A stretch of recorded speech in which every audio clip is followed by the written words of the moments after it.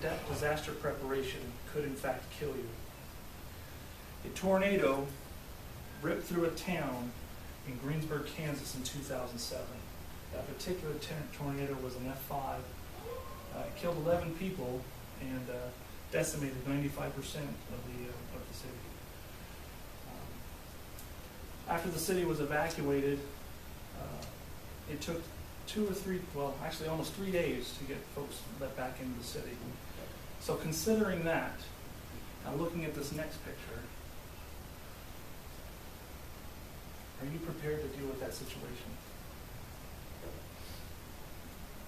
So this is just one example of how disaster preparation, or lack thereof, could in fact kill you, and is why I want to talk to you today.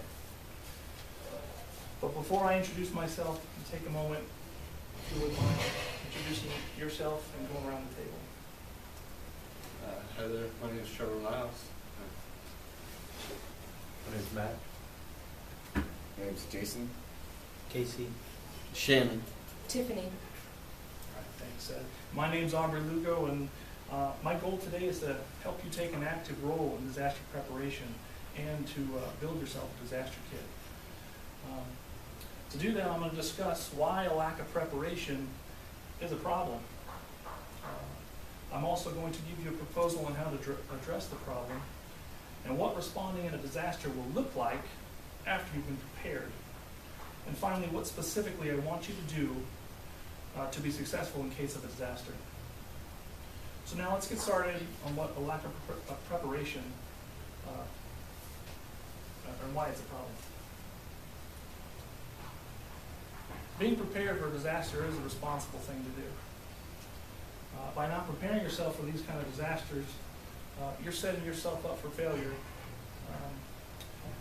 You're jeopardizing your life and the lives of others. In an emergency situation, if you're not prepared and everyone else isn't prepared, your emergency response time could be dramatically slowed down in case you need some medical help. In 2005, we had a hurricane, if you remember, Hurricane Katrina. After the order of evacuation, over 100,000 people decided to stay behind. Of the people that stayed behind, well over 50% of them had the capability to leave and chose not to. So now I hope you understand why a lack of preparation is a problem. And now I'd like to discuss how we're going to address that problem. So there's an abundance of information supplied from websites and news articles and whatnot that teach you how to be prepared for an emergency. The problem is people are complacent. They think that's not going to happen to them, or it's just not high enough on their priority list to do something about it. So what I'm proposing for you to do is go to one website. And this website will teach you how to make a plan for whatever particular disaster could be affecting you, whether it be hurricanes, tornadoes, blizzards, earthquakes, whatever. And it'll help you design an emergency kit to sustain your life. So let me go over real quick what I did and how it's helped me. In 2010, I was living in Maryland, and we had a blizzard. The blizzard was dubbed the Snowmageddon, and it actually dumped 25 inches of snow on our town in less than 24 hours. And in Maryland in general, it was over 2 feet. Over 3 feet. That being said, over 230,000 people were without electricity for an extended amount of time.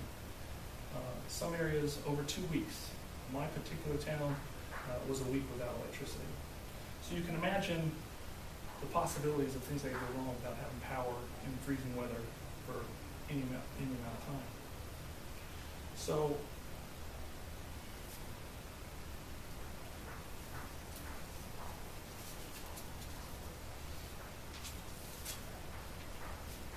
if it wasn't for the fact that I had been prepared with food, water, and extra provisions, I might have had to go out into that storm and be like one family did, who lost their lives by freezing to death when they ran off the road. So considering that scenario, how will you deal with the loss of power and being stuck in a blizzard at your home and not being able to deal with it? Now let me give you an idea on how my proposal will work for you. especially since we're down here in Charleston area, hurricanes are a factor. So let's assume you have a hurricane coming to your area.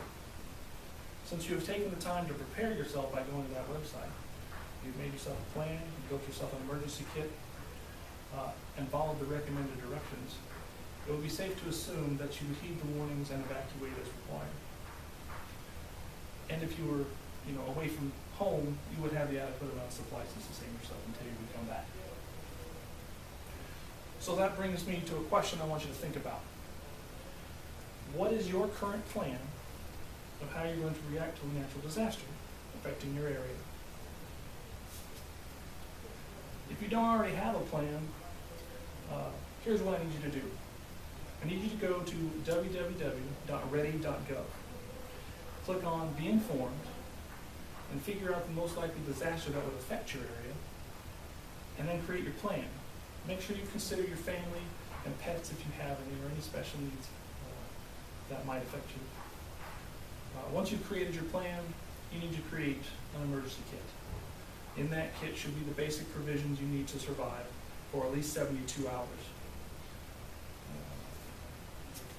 So in summary, I've told you a little bit about some of the effects of not being prepared, what causes it, and how to become involved in creating your plan. I've also provided you instructions by going to ready.gov and creating a plan. So hopefully you will use this information wisely and avoid being another of Mother Nature's catastrophes. Do you have any questions?